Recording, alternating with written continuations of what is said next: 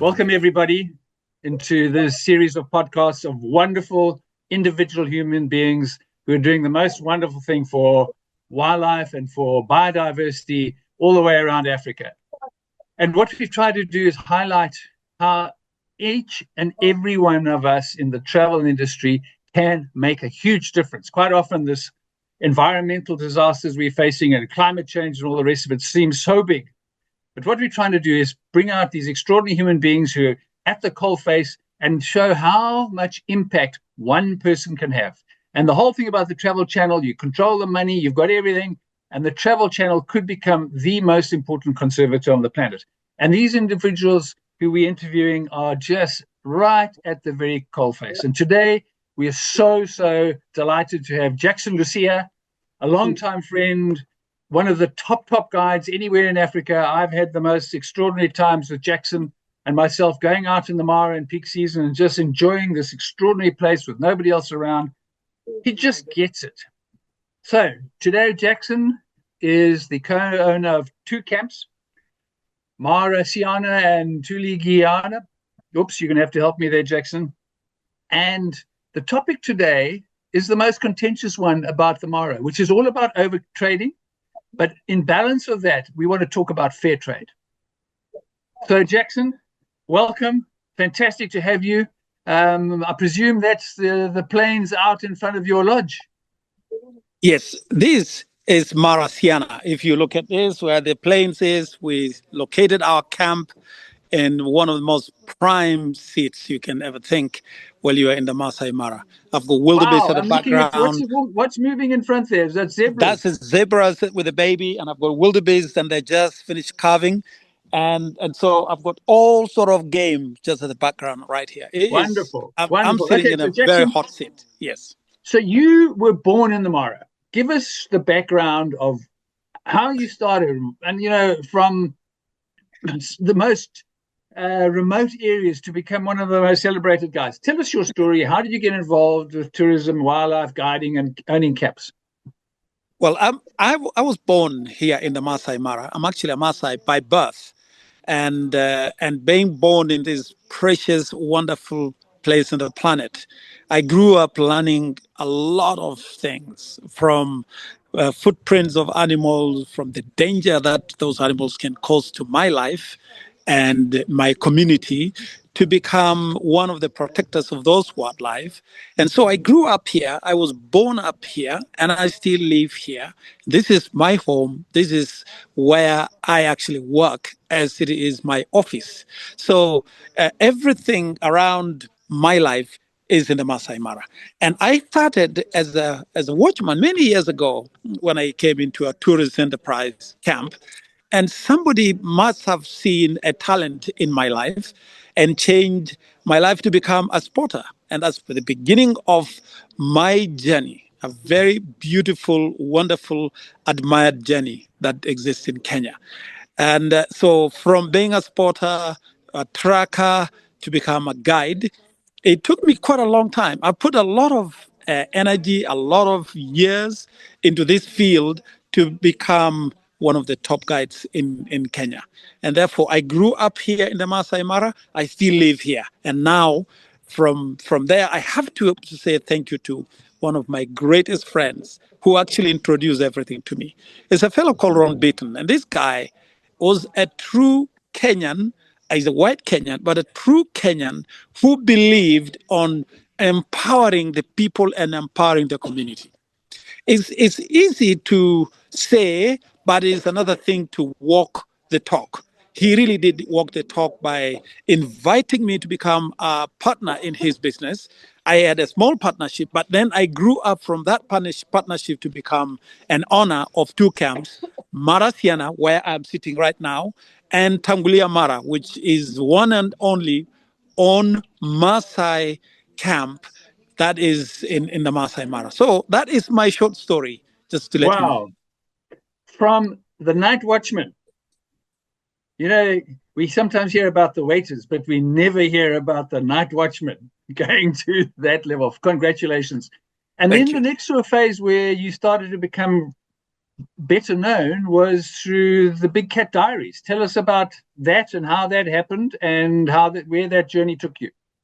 Well, as I continue in my journey of guiding, well, my knowledge improved tremendously. I went to different parts of Kenya and different parts of Africa, exploring and learning. And the BBC, the British corporation, came to me and asked if I could be a presenter. So I went through a very rigorous interview in Kenya as well as in London, just to see whether my English was Polish enough or good enough for people to understand when I present on television. So in 1998 to 2000, I started spotting for them. I worked on very close to them to understanding what actually filming is all about. And in 2008, I went into television for the first time, and it was pretty amazing. While I don't understand personally that is 8 million watching me behind the scene, I just know that I'm talking to a screen as I am talking to this screen right now. But that also had changed a lot of my life, because now 8 million people per day went to up to 12 million, and to be aired around 60 countries around the globe. And that also is a big changer of how to become a great man. So from night watchman to BBC presenter, I don't believe there's anybody who's ever done that. Take a bow, Jackson. Okay, so getting on to today's issues. The whole story of the Masai Mara. It's one of the most iconic destinations in Africa, and sometimes tourism is its own enemy. So tourism, and we really learned this in COVID, that governments can't fund conservation, governments can't fund parks. I think the best funded park organization in Africa is South African National Parks, but they're only funded by 25%. The rest comes through concession fees, all these different park entry fees and all the rest, which comes from tourism. So the Masai Mara, this extraordinary area, one of the most wonderful places for photography, and BBC's Big Cat Diary and many other movies, Jonathan and Angela Scott, all the rest of them have done the most amazing stuff. But tourism is also its own worst enemies. And now the Masai Mara has got known for overcrowding in conjunction with the Chobe, Savuti, sometimes in even places like Mana Pools. How do you handle this over tourism story? How do you avoid the crowds, or do you just go climbing straight in with your guests? What's your view? To be honest with you, overcrowding in the Mara is a reality. We cannot avoid that, and we cannot deny that to anybody, that that is what is happening. The thing is, you go to find out what do the guests really want, what do the guests really need. If you understand your guests and your customers, whether they want to join everybody around there, or you can go to other areas that are relatively quiet. You work a little harder to find staff, but actually it is avoidable if somebody become a lot more creative. Just understand the guests first, understand what they need. If they want to say we're going to be staying in the main crossing and be with everybody else because that's what we want to do, well, I can take them there. But the thing is, there are other places that are crossings. There are other places that are happening great stuff, great photography, great experiences that I can take them and they can enjoy themselves as much as they would if they were sitting with everybody else. So there is opportunities for anybody who comes to the Mara and be able to avoid the crowds. That's definitely, there is a chance. Is that partially because you are also in conservancies, so you're not stuck in the main areas? Is that also part of your recipe? Well, I have to explain to you the difference between the two. The Masai Mara National Reserve, it is something that everybody wants to see. I mean, there's no doubt whether it's beautiful open plains, the savannah is incredibly beautiful, open space that everybody dream of. You will have to take people at least a day to go and see Masai Mara. Then on the outer skirts of the greater Masai Mara, you have the Mara Triangle, which is part of the game reserve, and also you have the conservancies, about 20 of them or so, who are on the perimeters of the National Reserve. These conservancies have helped a great deal. And now I'm sitting here. This is Ripoi Conservancy. This is why I put Marasiana. And the last few days that I've guided here, I've only seen one other car. And I've seen great cats. I've seen all this wildlife. It's open plains. It's just as beautiful as it is Masai Mara National Reserve.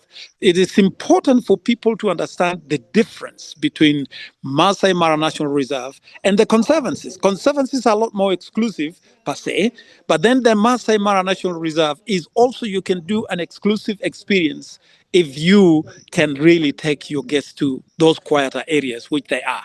Mara Triangle, on the other hand, is a very, very well done national reserve in the Mara. I mean, the roads are fantastic. You got also incredible views. It's attached to Serengeti National Park, which is in Tanzania.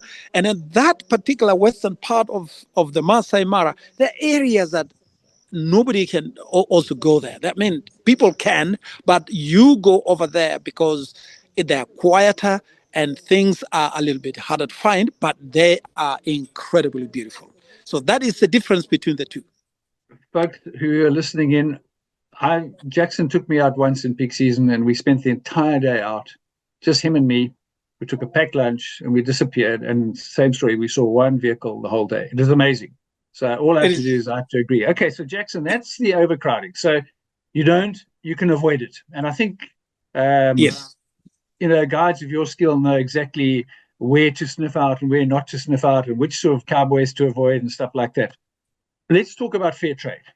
Fair trade is all about getting the money, the first world money, wherever the folks are coming from, Los Angeles, New York, London, Paris, Sydney, wherever, and getting the money as close to where it's needed the most, which is on the land and with the people living around there. How does your business actually handle fair trade? And it's a kind of stupid question, but let's just go through, build that. Let's discuss that whole thing, because I think it's a very important thing that people need to, the tour operators, the travel industry needs to understand.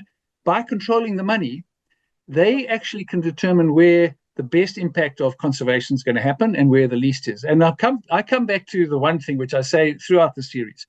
When I was born, there were 450,000 lions, and today there are less than 23,000 wild lions. I'm not counting the lions in cages in South Africa. 23,000 wildlife. That is a drop off in my lifetime of 95%. We've gone from, in Africa, having these large swathes of wilderness and isolated pockets of humanity, to just a generation or two later on, we've got large swathes of humanity and these little pockets of wilderness. So the issue of where the money goes and where it's channeled and getting it into the closest possible places is going to be mission critical. So how does booking with you, for instance, actually help fair trade? And what does that do? And what do you recommend that the travel trade does when they start thinking about sending people to Africa? Well, this is a very, very special and a very important question, Colin. When you talk about fair trade, you have to understand that this land, without us as the African people who lived here for thousands of years, the wildlife will not exist. I mean, I've seen it in my life, areas that have dropped from being the abundance of incredible migration paths and incredible migration, I would say, corridors to none. I have lived and survived many lions when I'm walking as a kid in between areas. As you have said, those areas now are farmland. Those have become ranches that have become wheatlands, and the list goes on. Now, when it comes to us, as the community, personally, which is I'm very passionate about, when I join into the business, what I get, what people send to me in terms of guests, is dispersed to the community in many, many ways. In education, in conservation, in preserving. I mean, this is Ripoi Conservancy, and we are three operators in this conservancy of 23,000 acres. And each of us contributes quite a fair of money every single month that goes to the community so that this land remain to be home and a habitat for the lions and the wildebeest, and the list goes on. And if we don't have that presence here, there will be nothing here. It will be sheep and goats and cows and possibly wheat. And now, it is me as a son of the Maasai that is doing that. I have three other Maasai who are here with me in this particular area, or partners in the business. And these Maasai people, we transform to be conservationists by us now giving into the conservation in terms of what we receive. That is how it should be as channel as possible. We need the local people to be empowered as much as possible so that this land can survive for thousands of years. Because if you have an international operator who comes, they will get their money, they will leave, they go. And then they probably put their money elsewhere in other conservation areas around their countries, or maybe we just have money and leave. But my vision and translation of how it should be done is that we continue to empower communities. It doesn't matter where. It could be in Africa, it could be in Asia, it could be in America, whatever they are. And these are the native people who own that particular piece of land that is abundant with wildlife. Empower them, educate, and let the channel of the industry of travel be channeled to them so that these people can continue to preserve what is left. That's what we are trying to do, what is left, and improve what can be improved. For example, when we took over Mararipoi, it was 13,000 acres. And now we have improved Mararipoi to 23,000 acres. Improving by convincing members of our community and said, your land is still valuable, and we needed to continue preserving the habitat which hosts the giraffe, elephants, lion, cheetah, leopard, and many other species. But that community do have those animals in their land. Now, there are many, many areas in Africa that still have land and wildlife coexist with people. But when the people do not receive the knowledge and being participant themselves, being the operators, it's going to be lost. It's not only about being employed. It's also another thing when you are the owner, you are participating with your sweat and giving back to conservation. Wow. I love your story, Jackson. And the more and more we can encourage local entrepreneurs to become business owners, and even if they're not able to become business owners, to bring the communities from outside into the boardroom. I believe firmly that the key to African conservancies and conservation in the future is going to be that whether we are, as an industry, able to bring more and more communities into the boardroom. Yep. And I think that, that every one of us has to do our bit. Excellent. This is, we keep saying, the tour operator said, what can I do? I'm in New York and I'm unable to do things. Well, we did some rough numbers the other day and say $500, just $500 will create something like 4,750 meals for a young kid to go to school and have a full meal at breakfast time with all the nutrients and all the amino acids and all the vitamins and all the rest of it. $500 is 4,750 meals with all the nutrients. And that allows the brain to develop, and that allows kids to really have a chance. Without that, with poor diet and all the rest of it, kids have nothing. So $500, if a tour operator can do that and then channel that into the different areas like you and say, right, I want this money to go to school feeding or to this particular project and all the rest of it. And I think where I'm coming from is that we know as much as we can ever know about lions, about elephants, about this. Now it's about people. We've done the wildlife studying. Now it's about how do we bring communities into the boardroom. And Patagonia is probably the best example. Patagonia set 1% of their revenue aside for the planet. At Natural Selections, where I am, we decided we had to be 50% better. So we take 1.5% of our money and go straight into conservation. And most of that is to deal with communities. And it's essential. We all have to do our bit. And I love the fair trade issue because if people are booking with you, the money goes closest to where it sits. And there are a lot of folks like you. So, Jackson, you're on the coalface. We talked about fair trade. How do I know that the money's just not going to go to you going on fancy holidays? What portion of your charge do you put to conservation, and how do you have a separate foundation? How do you operate? Well, in Marasiana, we charge some amount of money, and 150 from our charges goes to conservation. That goes into a separate account already in dollars, and then we now channel that money direct into conservation. And then we also have a foundation that help us to continue building that, because the list is so long. You have the schools, you have the rangers. Every now and then you go and find an animal on a snare. What do? You have also the rangers accommodation. You have a lot of other things. Their salaries every single month. We are part of the participation of making sure that even the rangers' salary is paid off. We pay close to $4,000 every single month from our own account. If I don't find it, I'll go and sell my cows, and then we will put that money into their account so that our rangers will continue to be paid to protect the conservancy.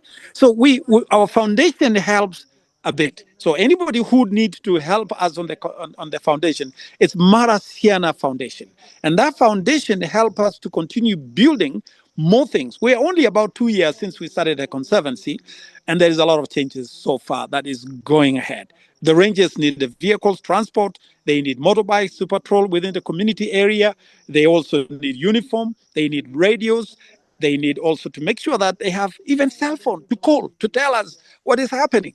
They also need to mobilize the community and say, hey, this is a prime area that there is a corridor for elephants. This is an area that is a den for lions breeding. Can we move you?